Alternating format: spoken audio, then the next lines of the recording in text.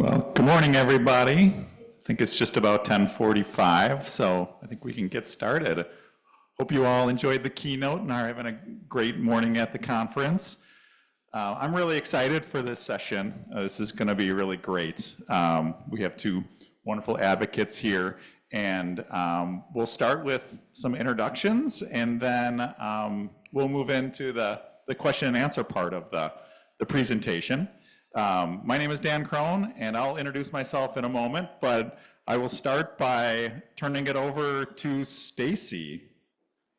My name is Stacy Ellen Chen. I'm 39 years old and live in my own apartment in Oshkosh, Wisconsin. Due to complications during birth, I have ectotoid spastic cerebral palsy. My advocacy journey started when I was a kid before I even realized that I was advocating for myself. Growing up, I was in all regular classes and my parents had the same expectations of me as my peers. Yes, I had accommodations, but I had the same expectations as my classmates. At first, obviously, my parents advocated for what I needed to succeed, but as I got older, I started advocating for myself. I remember attending my first IP meeting in junior high, and there was an issue going on with something. I remember advocating with my parents for what needed to happen. Thanks to our advocating, the issue was resolved. That's really my first memory of truly advocating.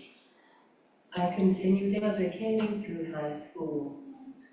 When I started attending UW-Whitewater, that's when my advocacy really stepped up. It was the first time I was all alone and nobody else was there to help me. I had no choice but to advocate for myself. It was a pretty big wake-up call, to say the least. I quickly learned how to speak up for myself in all aspects of my life. I graduated with a degree in journalism with an emphasis in advertising. Originally, I was planning to get a job as a graphic designer, but while trying to navigate all the ins and outs of the adult long-term care system, it became blatantly apparent that I needed to be an avid disability advocate. While trying to find a job in advertising, my journey was full of twists and turns, but those eventually led me to an amazing opportunity to work with an organization called In Control, Wisconsin. It's a disability advocacy organization. I run the Self-Determination Network, which is an online community for people who support self-determination and self-directed supports for older adults and people with disabilities. I also do some graphic design work for them and help with their website. June marked 10 years I've been working with them. I'm also a host of the Self-Determination channel and have a blog on there where I show what it's like living with a physical disability and talk about some of the challenges that people with disabilities face. I'm a social media ambassador for the Disability Vote Coalition as well. In addition to my advocacy I do for work, I currently serve on 4 different disability councils, which include the Wisconsin Council on Physical Disabilities, the Wisconsin Long-Term Care Advisory Council, the Wisconsin Assistive Technology Advisory Council, and the TMG Citizens Advisory Council. I'm busier than I ever could have imagined I'd be. In fact, in recent years, I've had to learn how to sail up and step back just a little bit because I was doing too much and my body couldn't keep up. It's tricky to balance. Being an advocate has helped me find my purpose in life. I always say that if my circumstances were just a little different, I would have been a teacher. However, I'm slowly realizing that I am a teacher, but just in a different way.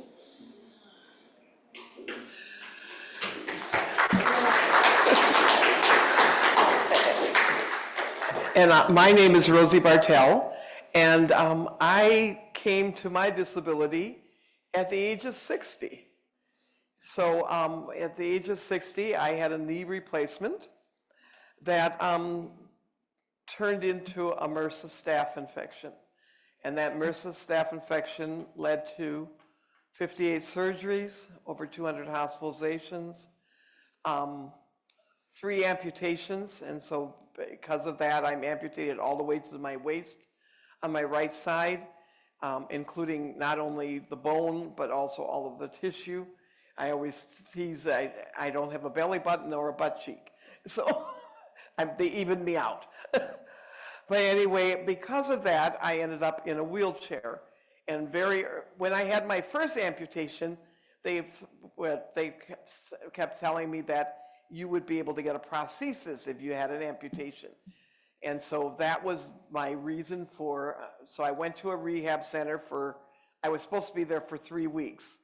But within 3 days of me being there, the physical therapist said to me, there is no way you're ever going to get a prosthesis because your wound keeps opening up and your wound doesn't look like it's going to heal. And so basically I then was there for 12 days. I built up my upper body strength and started to look at different ways of relating, but the wound never did heal. It was 2009 when I had the original surgery. 2018 was the first time it healed.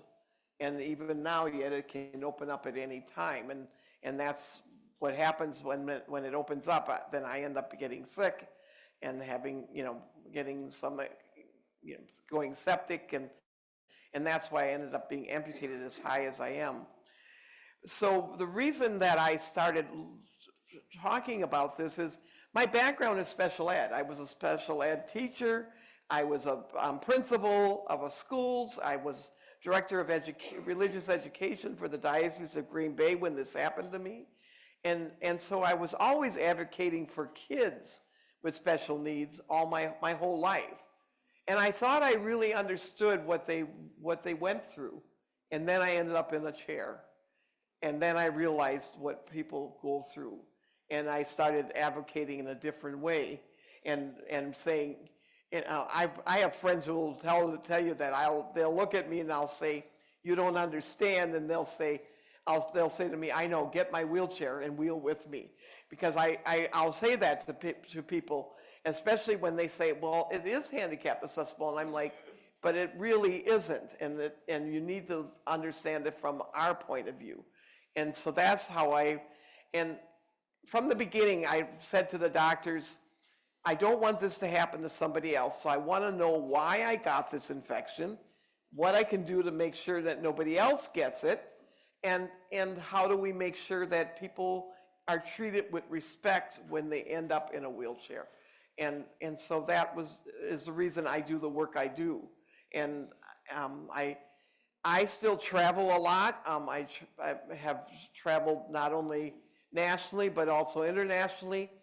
And at first I wasn't involved with any type of political or legislatures, but in the past couple years I've gotten involved with CMS, Center for Medicare and Medicaid, and especially the measurement part of that, because my background is education, and so I understood measurement, and so they came looking for me saying, you understand measurement, you understand the reason why we need to have these measures to make sure that healthcare is good for everyone. And so I'm involved with lots of measurement. 2 of the bills that got passed this year, measures that got passed this year, are the patient safety measures, which I helped write, and the age-friendly measures. So many of us sitting in this room are not as young as we used to be, and the age-friendly measures were very important to me, because I don't want somebody else deciding how healthcare is going to be provided to me because I'm in a chair, because I'm amputated, because because of all of the other things that have gone wrong in my life. I don't want somebody else making those decisions for me. And so the age-friendly says that I can make my own decisions and, and they can't put in a algorithm in their system that says, because of you have this and this and this, you aren't going to get treatment for something like cancer. I was, my hematologist, oncologist used to say, Rosie, don't get cancer because I won't be able to treat you because of the algorithms that were in the system. Well, those no longer exist as of 2025. Those algorithms all go out of systems. They are, and because of the age-friendly, and part of the age-friendly is mobility, is frailty, is part of social interactions, because lots of people suffer from loneliness, and that loneliness doesn't help them. And it's not just, a social determinant of health is not just having enough food but also interaction. And that's why I think Stacy and I do the things we do. We advocate for others so that we can have a better life ourselves. So I'm going to give it back to Dan. Otherwise, I could talk for an hour and we'd all never hear from Stacy. And real quick, just so you know who I am, my name is Dan Crone, and I work for TMG. Some of you I know are familiar with TMG, but if you're not, TMG is one of the agencies in the IRIS program. So IRIS is one of Wisconsin's adult long-term care options in Wisconsin. And over the course of my 8 years with TMG, I've really had the pleasure of getting to know both Rosie and Stacy, but most importantly, just being able to witness their advocacy work firsthand has been really impactful for myself and for our agency as a whole. Stacy mentioned that she is on our TMG Citizen Advisory Council. Rosie is as well, but they also are very involved on the state level. If you weren't aware, Rosie is involved in the IRIS Advisory Council, and Stacy is involved in the Wisconsin Long-Term Care Advisory Council. And so that's who I am. We're really excited just to talk about, for Rosie and Stacy to talk about how their own life experiences led to them to being such vocal and strong advocates in Wisconsin. We do have a worksheet that hopefully we'll have time to get to later on, and it's really a great brainstorming session. We want it to be interactive amongst our group to really get you thinking about topics that you could advocate for yourself. How can you advocate? How can you connect with others who advocate? And how can you get out there and share with others your own personal experience, but also advocate for other people as well. So on that note, I think we'll move into the first question, and I think we'll start with Stacy. So Stacy, can you share a bit about what motivated you to become an advocate? And how has advocacy impacted your life? There are so many examples that come to mind. Probably the best example of how advocating made a significant impact on many lives, including my own, was when the IRIS program was going to be eliminated from the state budget. I don't even know how many years ago that was, but it was a huge grassroots effort. Originally, I was very involved in the core group that led the effort, but unfortunately, I had to step back a little bit. However, I still did things like write letters to my legislators and the governor and wrote an editorial which was published in several newspapers in the state. Others did much more. People testified at multiple hearings and did many legislative visits. It was a crazy few months for many of us, but thanks to that abundance of advocacy, the IRIS program wasn't cut. That's probably the biggest true advocacy thing I've been involved in. Personally, I've advocated for so many things that I need to be successful.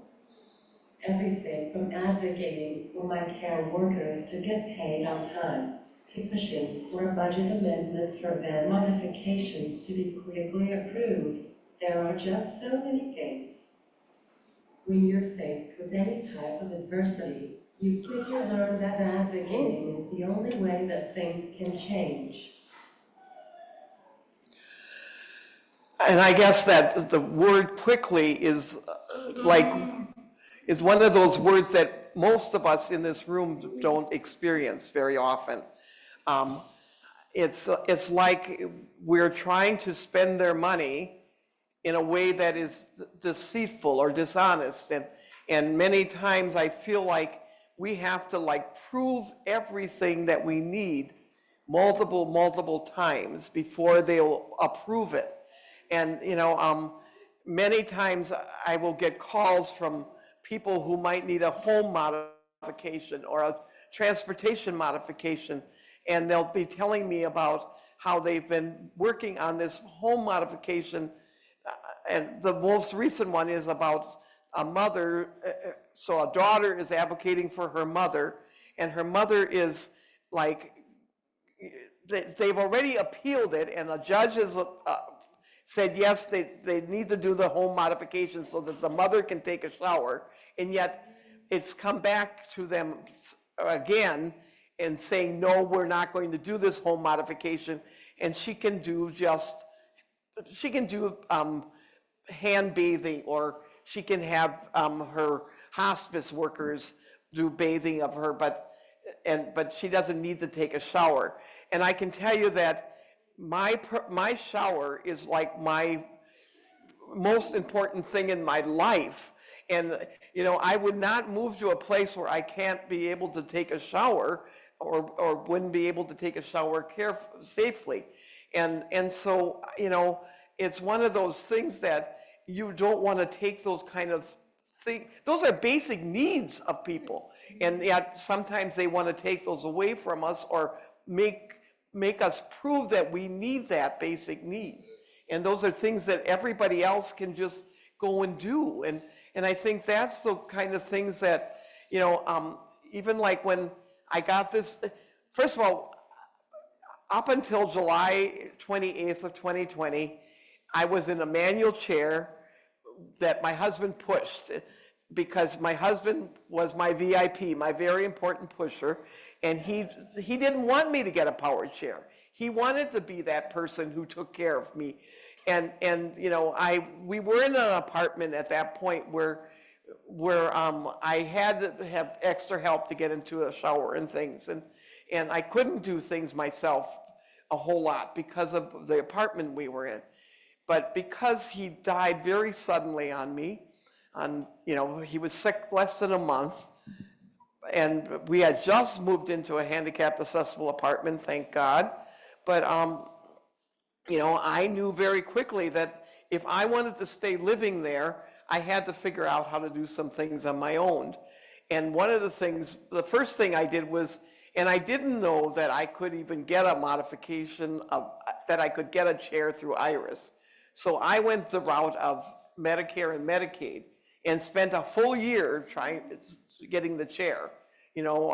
My daughter-in-law's in the back, and I remember the reason that I didn't have a power chair was that every time we would go for the evaluation for the power chair, my husband would walk out because of the way they treated me, because he couldn't stand the way they treated me, saying that you can do this, well, you should be able to do that, or you should be able to do that, when he knew I wasn't able to do those things.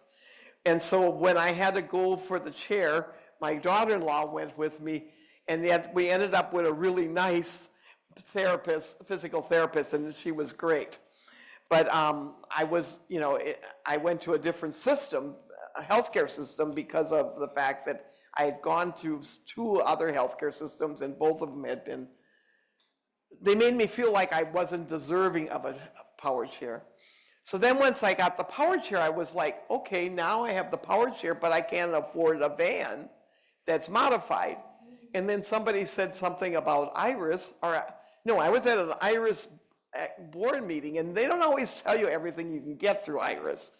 And so, and here I am at the meeting, and we're looking at vehicle and home modifications, and I'm like, wait a minute, what, I mean, you'll pay for the modification? And so then I made some calls, but it took many months of going through all these hoops, jumping through all these hoops in order to get it modified so that I could use my power chair outside the home. And I really don't need the power chair inside the home. I want to keep my upper body strength, and I want to keep my other legs strong. So I don't use my power chair in my home. I use it mainly outside the home. Thank you both. We'll move on to the next question. Stacy, can you share a specific experience where self-advocacy made a significant impact in your life or of the lives of others?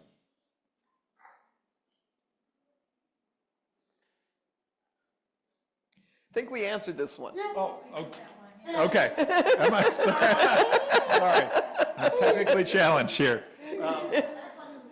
No, sorry about that. That was my mistake. We're going to watch a quick video that Stacy created. So Stacy mentioned in the beginning that she is part of the SD network. And so Stacy has a journal blog, but also creates videos around different topics and different advocacy efforts. So this video that we're going to watch is about 4 minutes, and it's focused on the caregiver crisis, which we all know is still a very real thing. This was recorded a few years ago, and I will just say that Stacy's life has changed a little bit more recently, which she'll share about after we watch. But let's go ahead and watch the video, if I can figure out how to play it.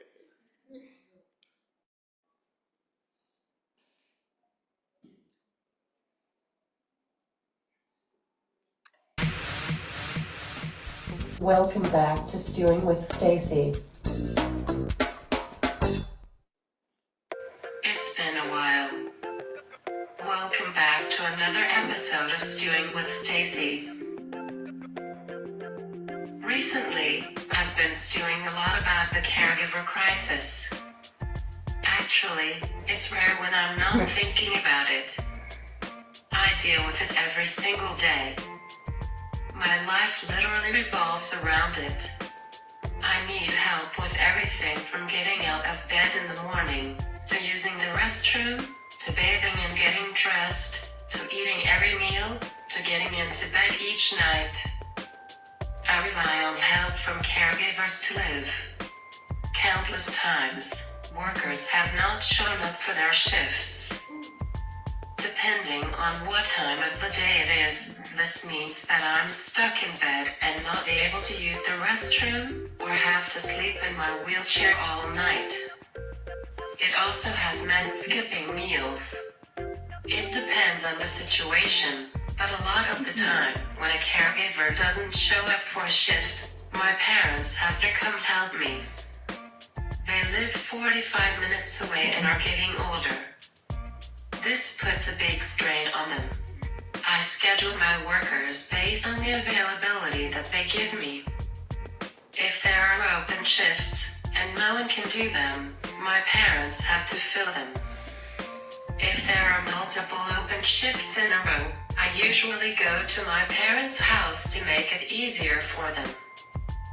This puts a strain on me because I can't work at their house. I don't have my specialized computer equipment there. And, if I'm without a caregiver and they have travel plans, I have to go with them. Again, that means I can't get my work done. To say that finding and hiring caregivers is a challenge would be a huge understatement. Not only is it challenging, but it's nearly impossible.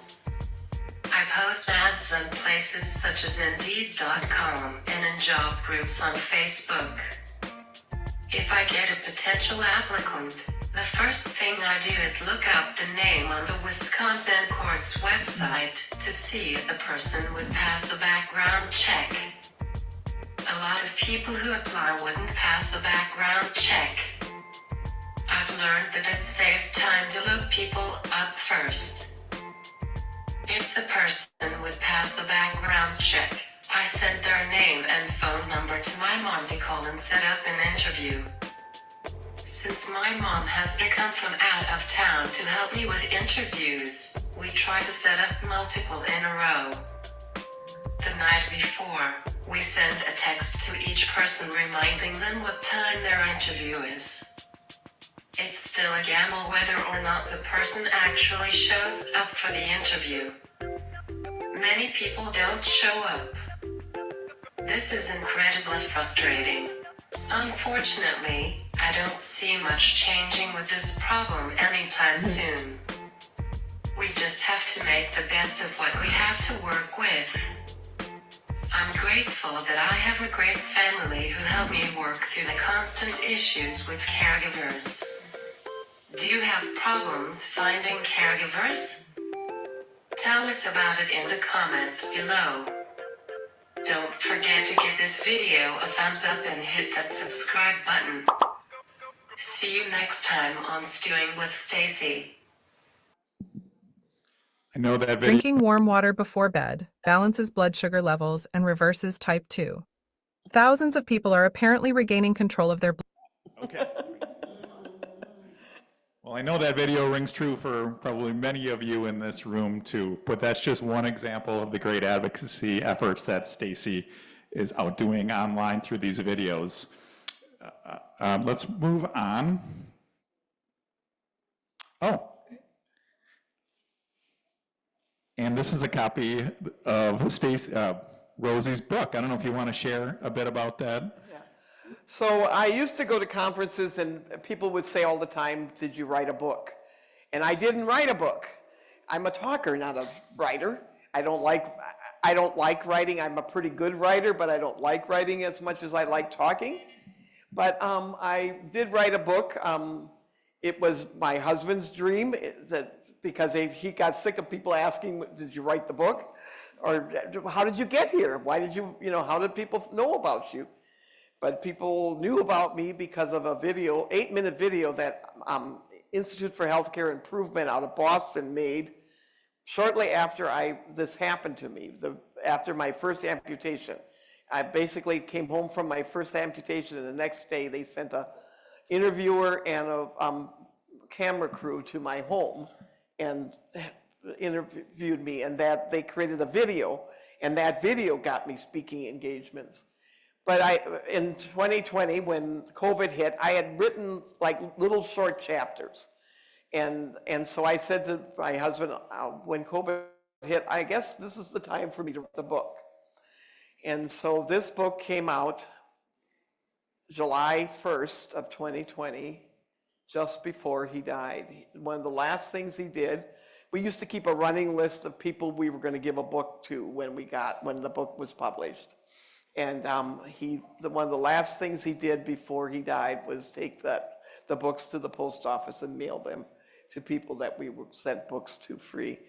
And it was his dream, so he saw the book, and read the book. He proofed the book. It's 115 pages. It is not on Amazon. Don't look for it in Amazon. Every book I have written a personal note into and signed every book. And so that's why I won't put it on Amazon. It's my gift to the world. And so if you email me, that's my email address. If you email me, I'll tell you there's a multitude of ways of getting it, from sending me a check to Venmo or PayPal or whatever you want to. And I mail them out on a regular basis. So tell me a little bit of your story and I'll tell you mine, okay? And the video that you mentioned, with the first video you created, is still out on YouTube. I think if people just Google your name, it's right. It's called One Is Too Many, and if you Google my name, MRSA, M-R-S-A, it'll come up. And there's other videos there too that I've now created over the years, but that one is. And I've written a ton of blogs that a lot of those are out there on them if you Google my name. So. The easiest thing to do, Google either of their names, and there'll be all sorts of Google either videos one of that us. pop up. You'll learn a lot. Yeah. Okay. The next question It says, in what ways do you believe advocacy empowers individuals with disabilities or people who are aging to have a voice and be actively involved in the decision-making process?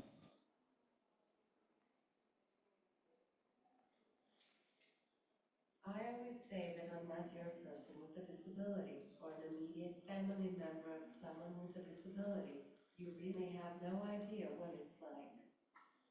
I don't say it to sound crass or anything, but it's the simple truth. As cliche as it sounds, the phrase, nothing about us without us, is true. It means we don't want people to make decisions that affect our lives without considering input from us. We want and deserve to be at the table when decisions are being made that impact our lives. I've learned that sharing personal experiences often has the most impact. It gets people's attention when you share that a caregiver left you on the bathroom floor and ran out of your apartment crying, or that you have slept in your wheelchair on multiple occasions because you didn't have enough caregivers. Those kind of things are what make people stop and think. Sharing lived experience is a big part of disability. Being a person who is considered quote-unquote nonverbal by many, I always chuckle a little bit when people say I have a voice. But I think it's important that people understand that having a voice doesn't always mean being verbal. Having a voice means being able to communicate your thoughts and ideas. It's imperative that people with disabilities be actively involved in the decision-making process because we're the ones who the decisions often affect.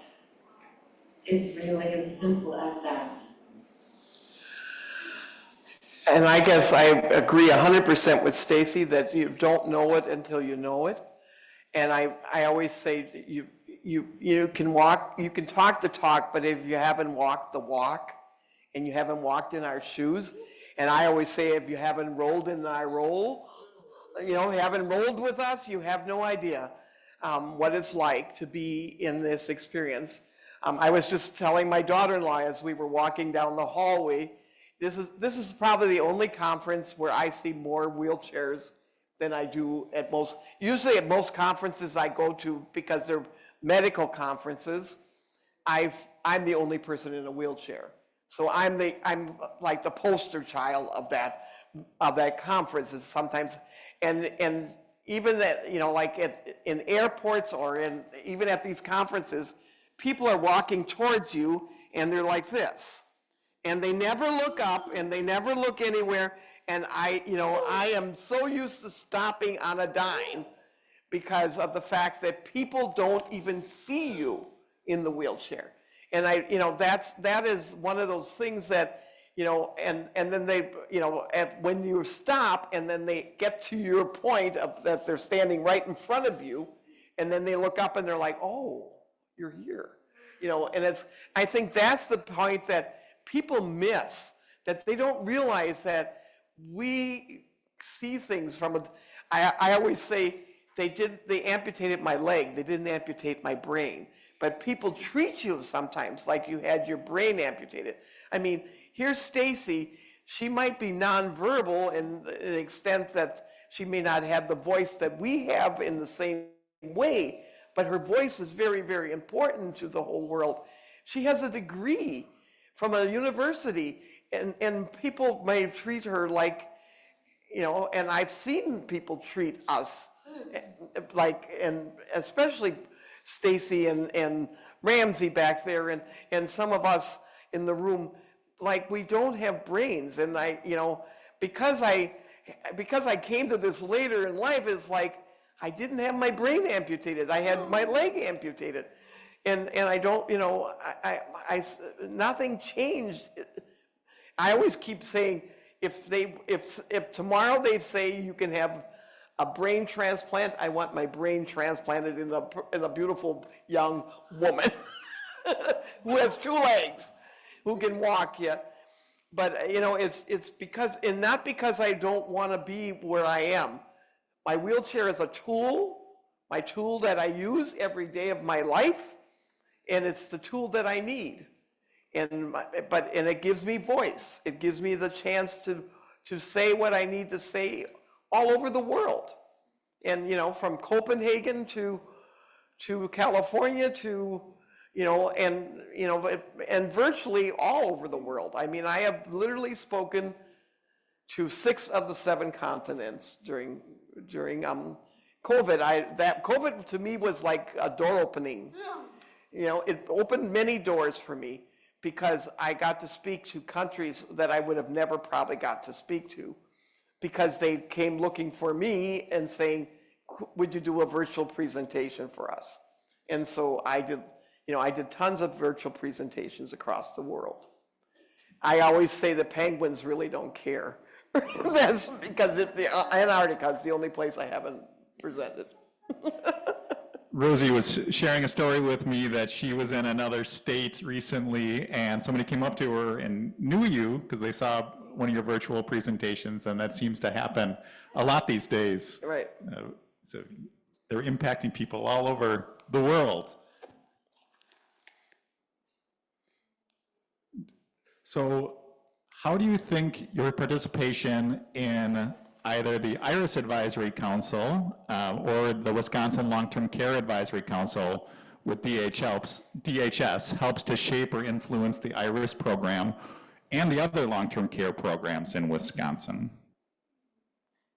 I feel like lived experience is the most valuable thing that I bring to all of the councils and groups I'm involved with.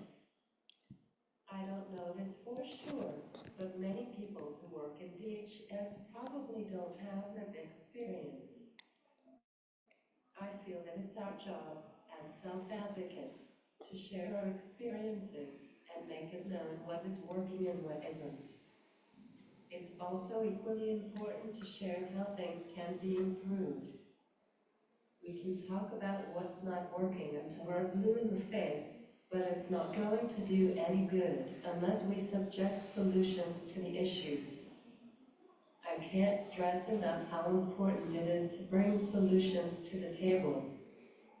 It's my hope that by sharing my experiences and making suggestions how to improve the system, that it influences positive changes to the programs. And I guess I agree. I call it storytelling with a purpose. I don't tell my story just to tell my story. It's not people that buy my book will say, I put it aside to read it when I thought I could cry, and then I laughed. Because, first of all, I have a sense of humor, and I use it in my book as much as I use it in my life. But I also, because I believe very strongly in the fact that we have to use our voice for change. And if I'm going to bring a problem to you, I'm also going to bring a list of solutions. It's not going to be one solution because, they're never going to want to buy one solution. They're going to want to, it usually comes out to be a hybrid of what we bring to the table. But, Ramsey and I are both on the IRIS committee, and both of us bring solutions often to them.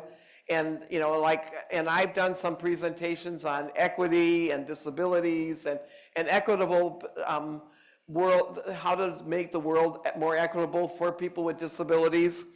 And, those are solutions, but yet that doesn't mean it always happens right away. But it is at least getting them to think about it, to hear our stories. And, you can have all the numbers in the world. They can track all the numbers in the world. I love it when we get a list of numbers, and then I'll say, what's the story behind those numbers? When you look at MRSA and how much, if somebody has 0.5%, so 5% of their cases become MRSA of joint replacements. I was probably 0.000001, so so my case, this is what happened to me because of one person not washing their hands right, or not cleaning a piece of equipment right, or not cleaning the operating tables right. Nobody will ever know how I got this infection. Nobody will ever know how I ended up in this chair. But in the end of it, you know, there are solutions to it. There are ways of fixing of what happened to me, just like there are ways of looking at childhood, you know, things that happen to people in birth and things, and how to help it make life better for people with disabilities. And so, you know, the stories are just as important, but if we bring just our story without a solution, then it's just another sad story. And sad stories are a dime a dozen. And I don't want my story to be a sad story. I want my story to make a difference, to change. If I can change the world for one person, that's all I care about. If I can just change it for one person. And I'm hoping I'm doing more than that, but if I can do it just for one person, that is success for me. Thank you both. Let's go to the next question. So Stacy, how do you navigate challenges or obstacles when advocating for yourself or for others? There are quite a few challenges when advocating. For starters, unless there is a virtual option, physically getting to the place where you advocate is often an obstacle many people with disabilities face. This can be pretty ironic because better transportation is often one of the common things that we advocate for. If I am not able to get to an advocacy event where legislators are at, I email my legislators and explain that I can't get to the event because I don't have access to accessible transportation. Unfortunately, it hasn't done much good, but at least they are made aware that there continues to be issues with transportation. Another issue I personally deal with is that many times advocacy events with legislators are normally group meetings. Depending on the circumstances, oftentimes the group has people who have a wide range of abilities. Everyone in the group wants to tell the legislator or staff about their issues. In a group meeting with a legislator, sometimes there's not time for everyone to speak. This is a little frustrating, especially when I have to spend hours preparing and programming what I want to say into my communication app. I've found it more effective for me to set up individual one-on-one meetings with my legislators. That way, I know that I'm going to speak and my voice will be at least heard. Another thing that can be challenging while doing advocacy is when the disability community as a whole is advocating for something that you don't necessarily agree with. An example that comes to mind is when the Governor's Task Force on Caregiving made its recommendations, and one of them was to make the background check for IRIS participant hired workers the same as workers in the family care. Evidently, IRIS participants wanted the ability to hire family and friends who had something a little more serious on their record. While I understand that people may want to hire family and friends who they trust regardless of their past, I couldn't bring myself to get behind that specific recommendation. The reason I couldn't is because I don't hire family and friends. I used to advertise and hire complete strangers to come into my apartment and help me with very personal tasks. I found comfort and security in knowing that the people who were coming into my apartment didn't have criminal records. I supported and advocated for all of the rest of the recommendations. I just kept quiet about the background checks.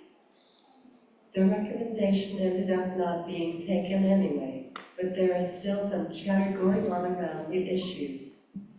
It is an example of when I have to just keep quiet because I'm in the minority with that particular issue. I guess it's important to point out that normally it's important to advocate for what you need and believe is right. However, in this particular scenario, I didn't feel that it was worth it or right to fight against the norm, so to speak. Don't get me wrong, I did discuss it with others in the disability community, and I told people why I was not pro, but I didn't avidly advocate against it. I've learned to take each obstacle as it comes. Often, the challenges that people with disabilities face while trying to advocate turns out to be an issue that needs to be advocated for. Disability advocacy is a unique field. Self-advocates have to lead the efforts to create changes that they need in order to live a successful and prosperous life.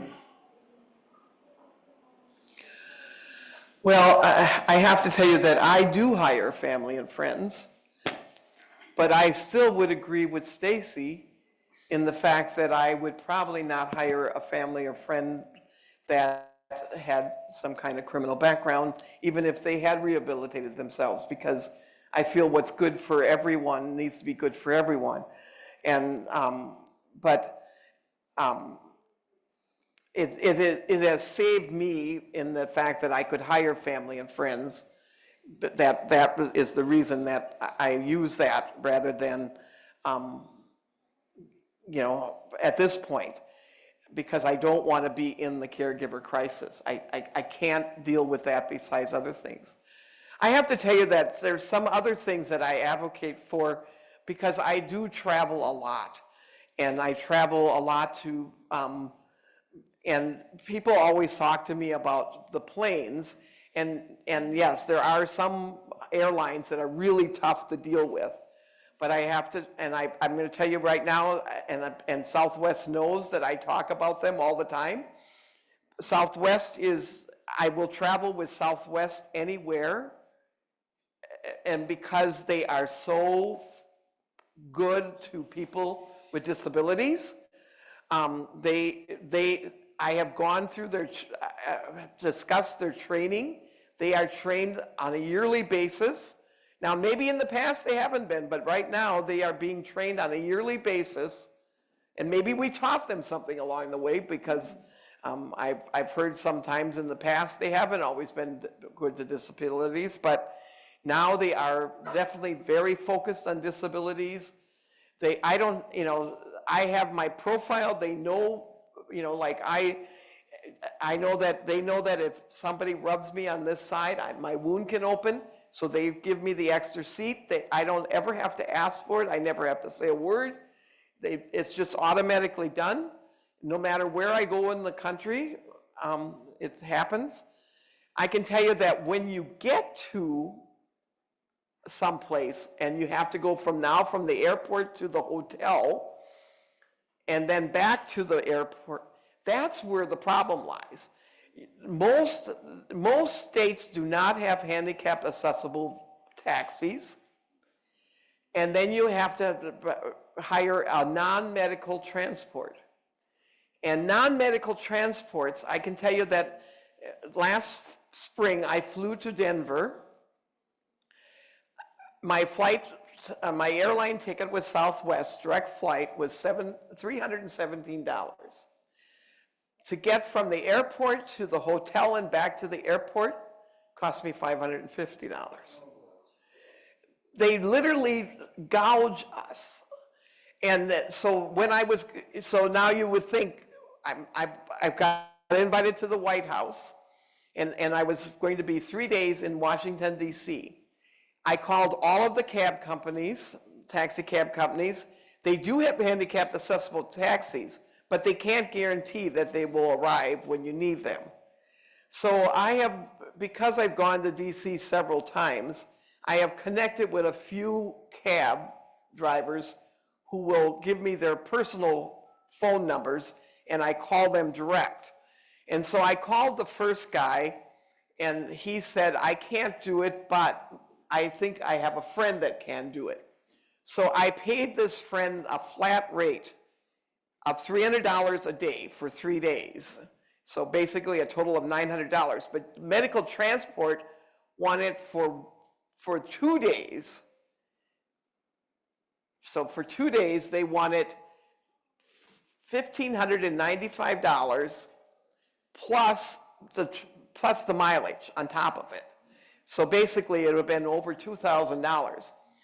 And this gentleman that I ended up with was like phenomenal. He literally made sure that I was inside every building, that I could get in the building, that he walked me through the door, you know, made sure one day I had been to the Hill.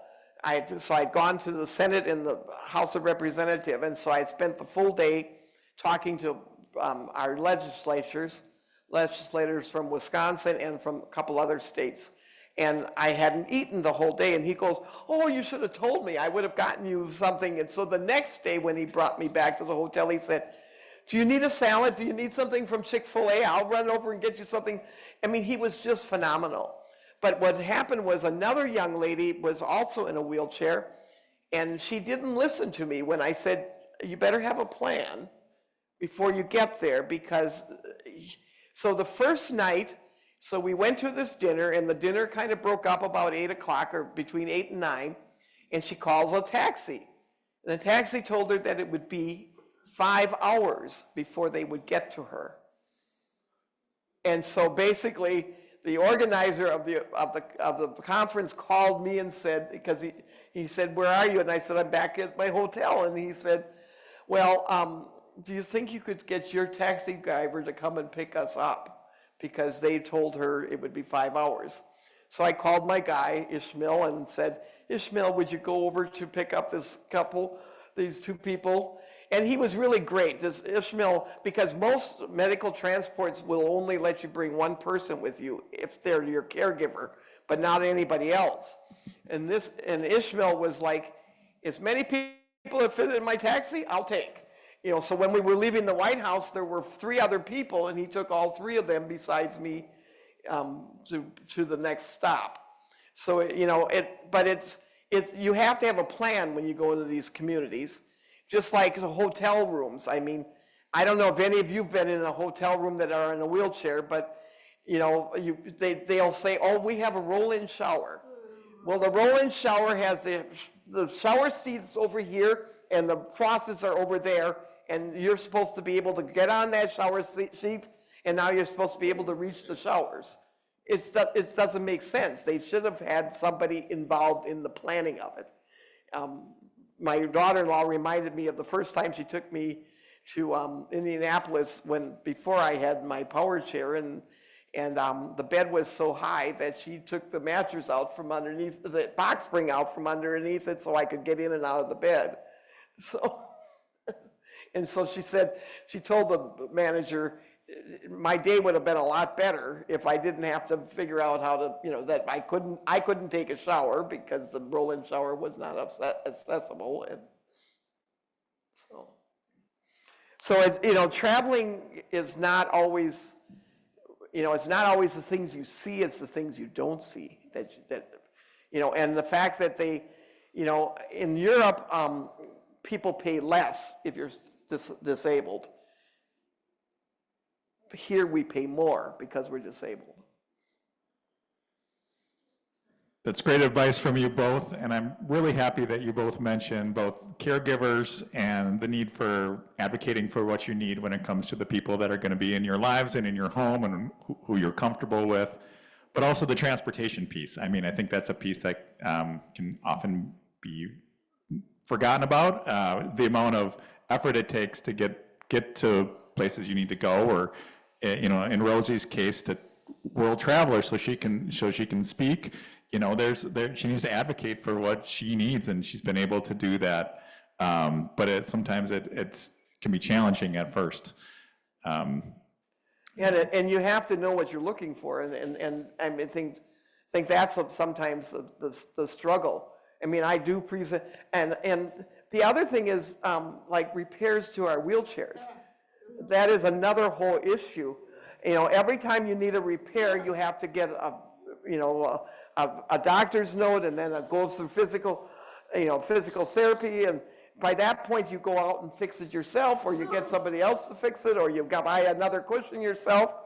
But, you know, so CMS held a listening conference a couple months ago, And I got myself on that focus group, and I told them what it was like. And the fact that, because maybe 1% of the people may not need what they need, what they are asking for, you punish all of us. And instead of looking at it the other way around, like you would a normal person that is looking for something from an insurance company or from Medicare, you punish people in wheelchairs. So I hope they heard us, because, I told them right out, and everybody on the listening session said the same thing, that they will go out and buy it themselves because it's too hard to go through all the steps. Thank you both. So the next question is, what keeps you engaged in the advocacy work that you're doing? Stacy, would you like to start? What keeps me engaged in advocacy is seeing change happen with any type of advocacy, but especially with disability advocacy, change doesn't happen fast.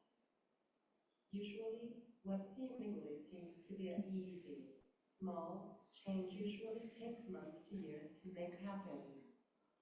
With it taking so long to create change, it's sometimes hard to stay positive and engaged. Personally, as I said in the beginning, I've found my purpose in life by being an advocate. I'm able to explain to others what is working and what could be done to make things easier. It makes me feel good and get excited when I can educate others by sharing my personal experiences. That's what really keeps me going.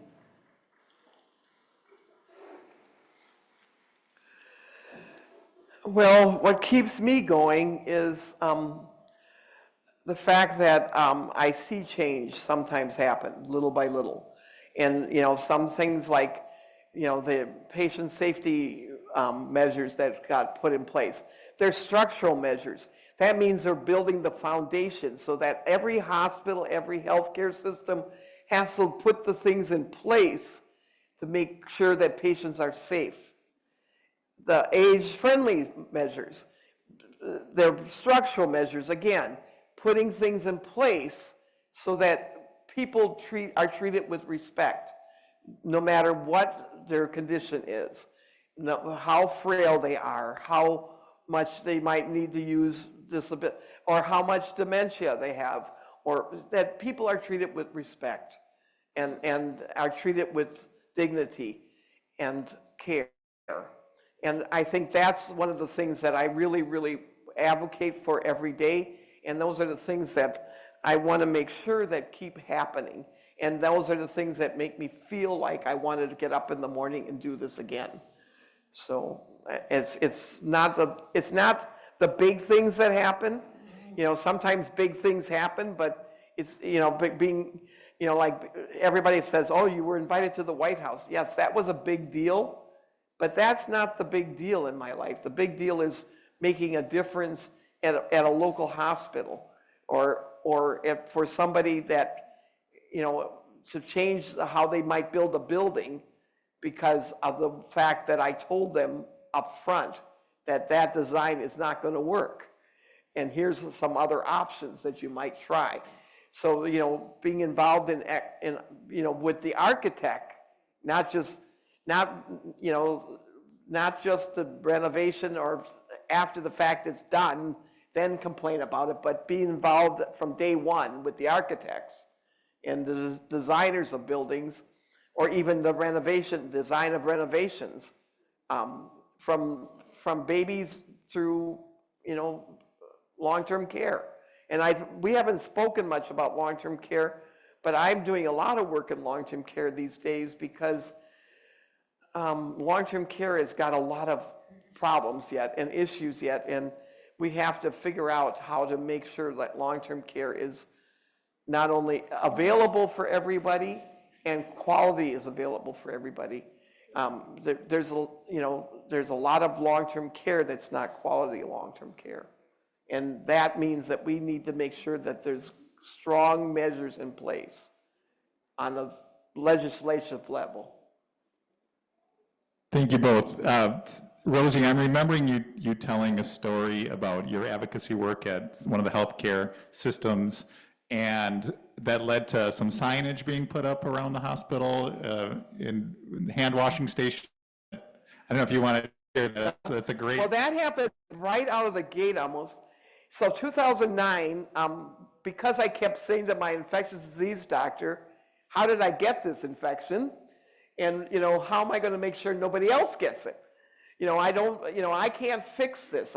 Once you have MRSA, you always have MRSA. And so, I don't want somebody else to get it. So he decided to invite me to the table. And he said, we're going to be studying why we have so many MRSA infections in our joint replacements. And he said, we're doing a week study. We're bringing everybody in that's involved in joint replacements, from physical therapists to pharmacists to everybody, to surgeons to everybody. And he said, and I want you there. And he said, this is not the norm. We usually don't air our dirty laundry. But he says, I don't think you're looking at it as dirty laundry. You're looking at it as a way of changing what we're doing. And so we spent the week together. We put together a whole list of things that we would promote or suggest. And what happened was, Thursday evening as we were leaving, he said, Rosie, would you share your story tomorrow morning with leadership? Now, I thought leadership might be a table with 20 people. Well, it turned out it was a room of 200 people.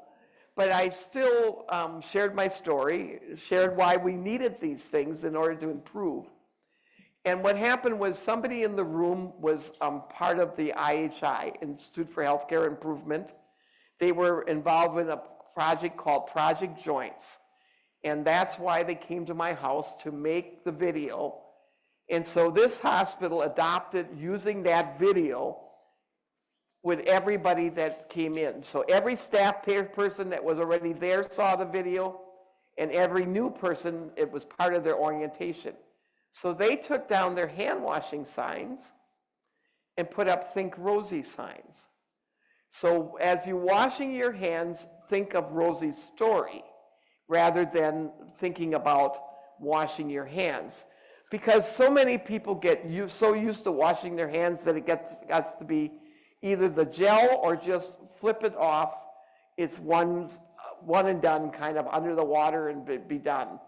And so they thought if they would think about my story, they would wash their hands better and would do a better job. And so they took down all of their hand washing signs, put up Think Rosie signs. They still use my video. I don't know if they have the Think Rosie. Ever so often I know that there's one still floating around. Ever so often somebody takes a picture of one. But that was in 2009. And so if there's still some fines floating around yet, I'm happy. But eventually they put up a sign of the infectious disease doctor at the door of a patient that had an infectious disease, saying, if you don't look like this when you enter the room, then don't come in. So he was like all gowned with his gloves on, and a big picture of him on the door saying, if you didn't look like this, don't go in this room. And like I always would tell nurses when they wouldn't gown and they wouldn't wear masks or wouldn't glove and wouldn't wash their hands and do all those things, I'm like, you can't give me any more MRSA, but you sure can take it to the next patient. And that's who I'm worried about, is the next guy. Plus, you can take it home with you. I always tell construction workers, if I were doing construction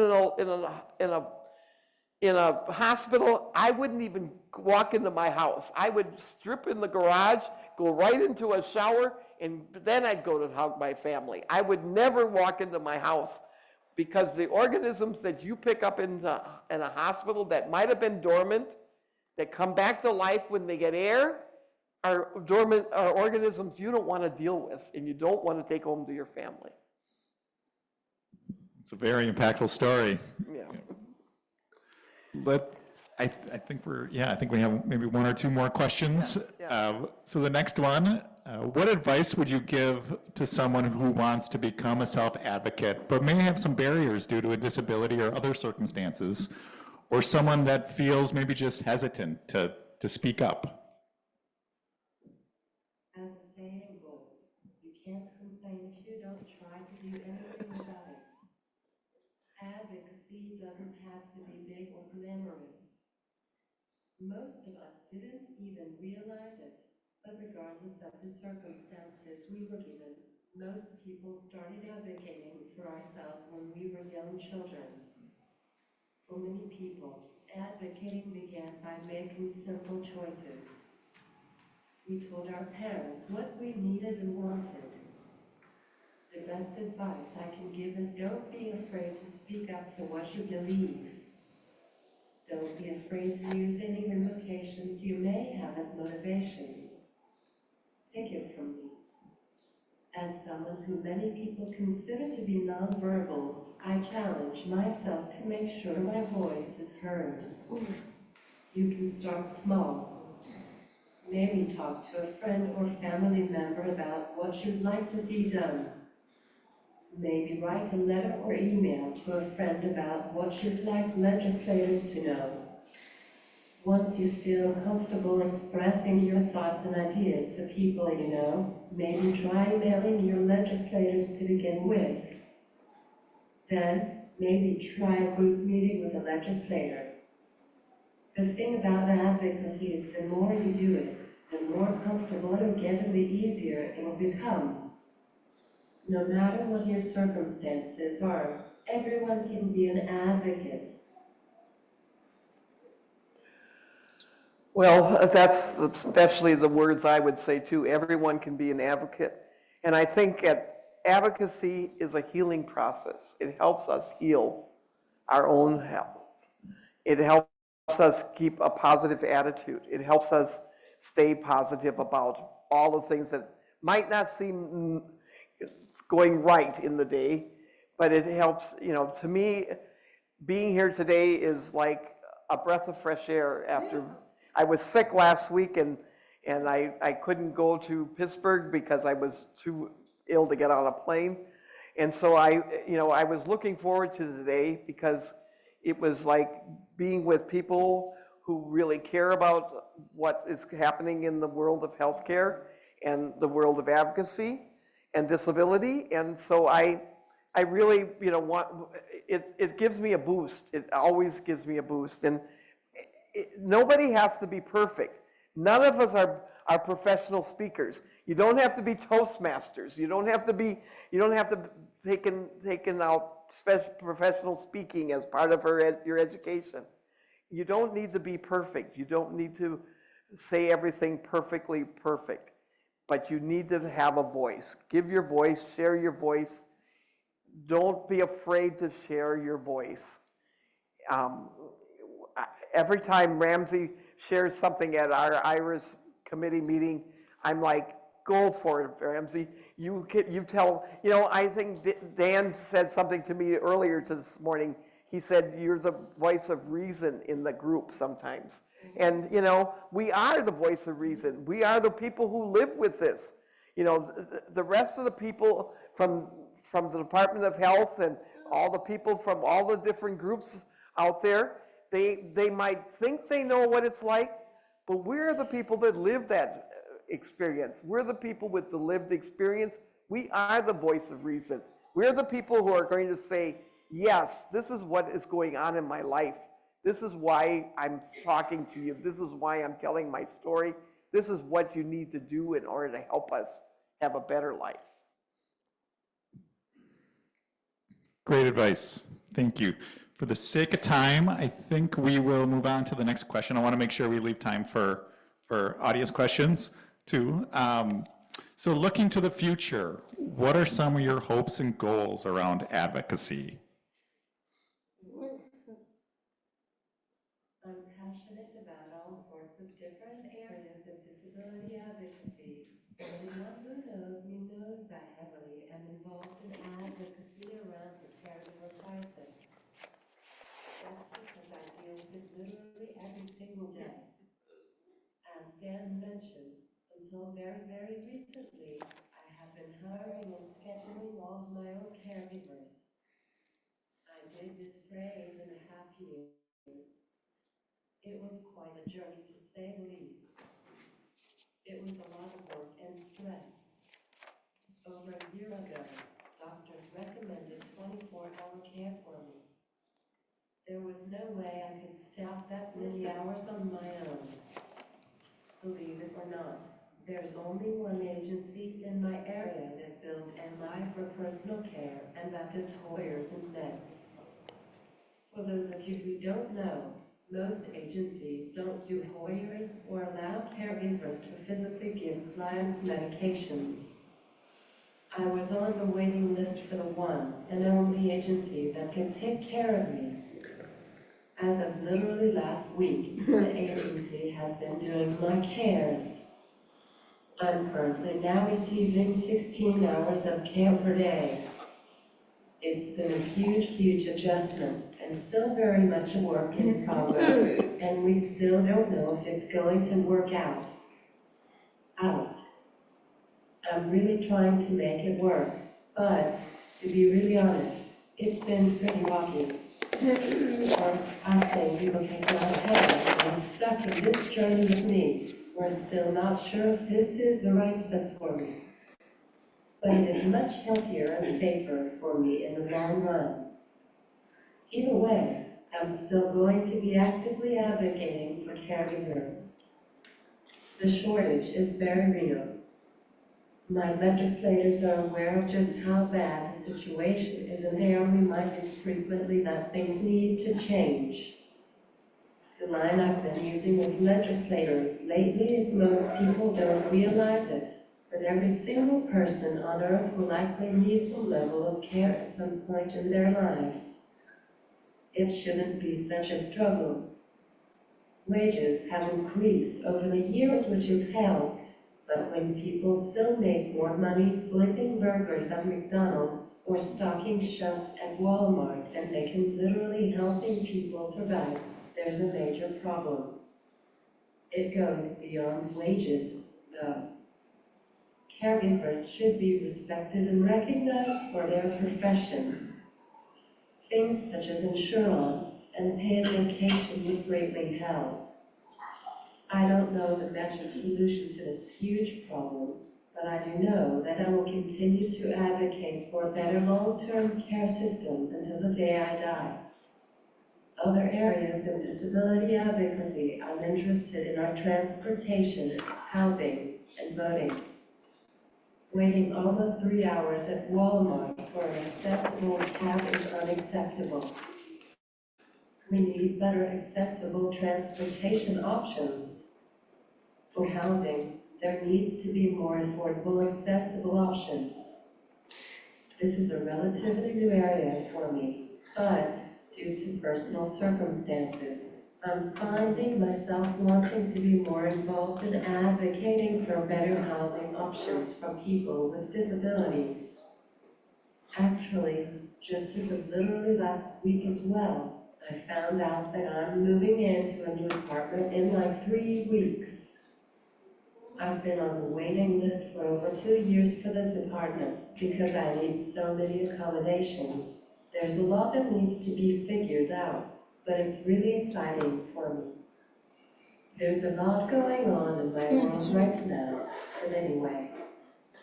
As for voting advocacy, we really need to get more people with disabilities to vote. To do so, we need to continue to work on eliminating the barriers that prevent people from voting. Everything from educating individuals who are under guardianship how to obtain their right to vote, to making polling places accessible in all aspects, to making sure city clerks understand that it is indeed okay for someone with a disability to have someone else return their absentee ballot for them. There are many different things to advocate for when it comes to voting. Personally, I'd love to see an electronic ballot that could be accessed online. Recently, I've been involved in a lawsuit related to this. Unfortunately, the legislature is fighting us tooth and nail on it, but I'll keep advocating for it until it happens. Like I said in the beginning, advocacy has given me a purpose in life. I guess my quote to it is that fact is that,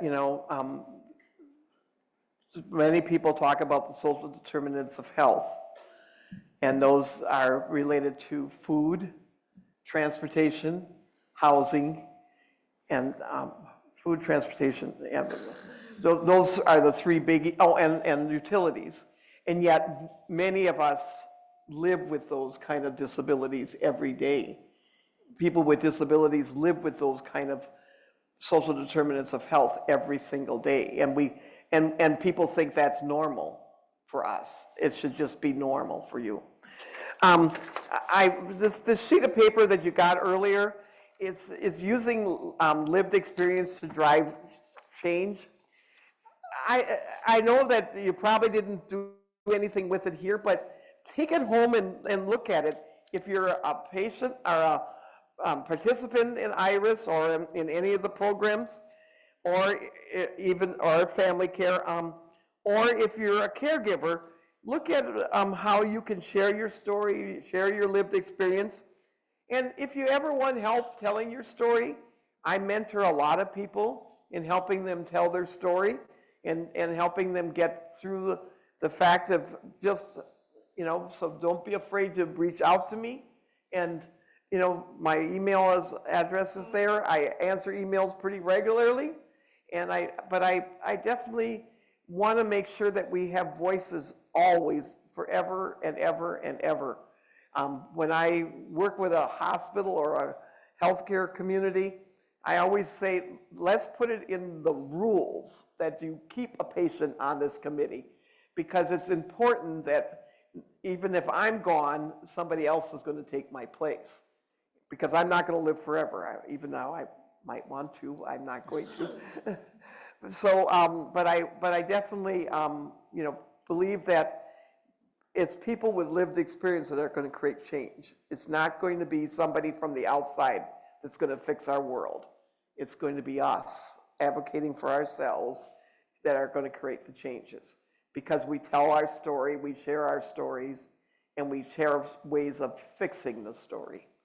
It's not just sharing the story, but also sharing ways of fixing the story. So if you didn't get one of these sheets, there should be some at your table. We have some in the back. But yeah, this is a great way to start thinking about advocacy and your own personal experiences and the places and spaces in which you'd want to advocate for.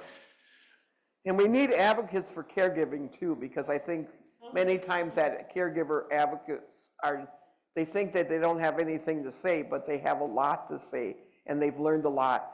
I mean, Stacy said one thing about her care, but her mom told me a whole different story about what's happening already with the agency, and I'm hoping that things work out. But the reality of it is that things are tough, and it's not always easy. Change is not easy, and fixing things are not easy. So.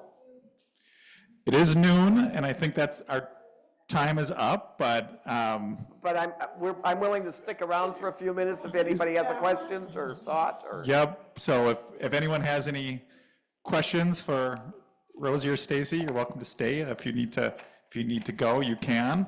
But I just want to give a round of applause for both Rosie and Stacy.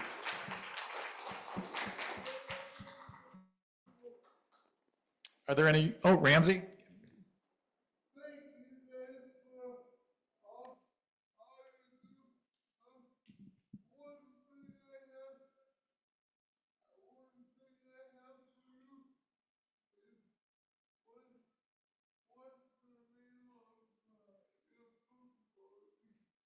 The name of your book, I believe. Rosie's story, a story of faith, hope, and survival.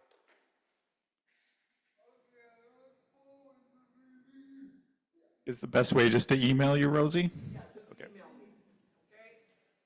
Email me, Ramsey, I'll send you a copy. She autographs all the copies too. Yeah, and email me with your address, Ramsey. I'll send you a free copy.